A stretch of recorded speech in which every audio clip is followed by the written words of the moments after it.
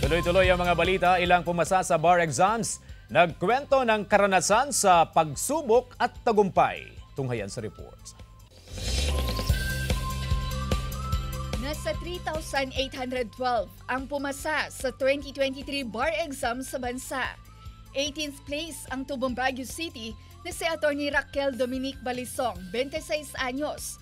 Nasa simbahan daw siya nang lumabas ang resulta. Bagamat abogado ang kanyang ama, ina at panganay na kapatid, aminado siyang nahirapan sa bar exam. Pero naging sandata niya ang tiwala sa sarili at kakayahan. Don't doubt yourself. Be confident, manifest, claim it.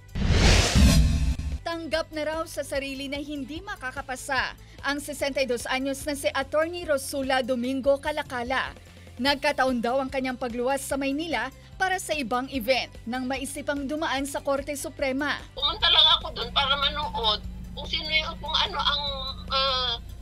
makakapasa. Ang hindi niya inasahan, kasama ang kanyang pangalan sa mga pumasa. Accountant sa LGU ng Jones Isabela si Atty. Rosula. Hininto naman ang seminar para abangan ang resulta. Sa ngayon, isa na ang abogado, si Atty. Kim Tagorda, 30 anyos mula Vigan City, Ilocos Sur.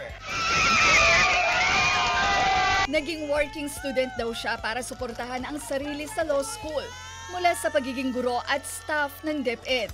Plano raw niyang magturo sa law school at maging private lawyer. Agricultural sector tayo, mga farmers. They are underrepresented kasi sila. Wala sila masyadong boses sa lipunan. Payo nila sa anumang karera sa buhay, maging positibo at pagsikapang maabot ang mga pangarap. Ivy Hernando para sa Mornings with GMA Regional TV.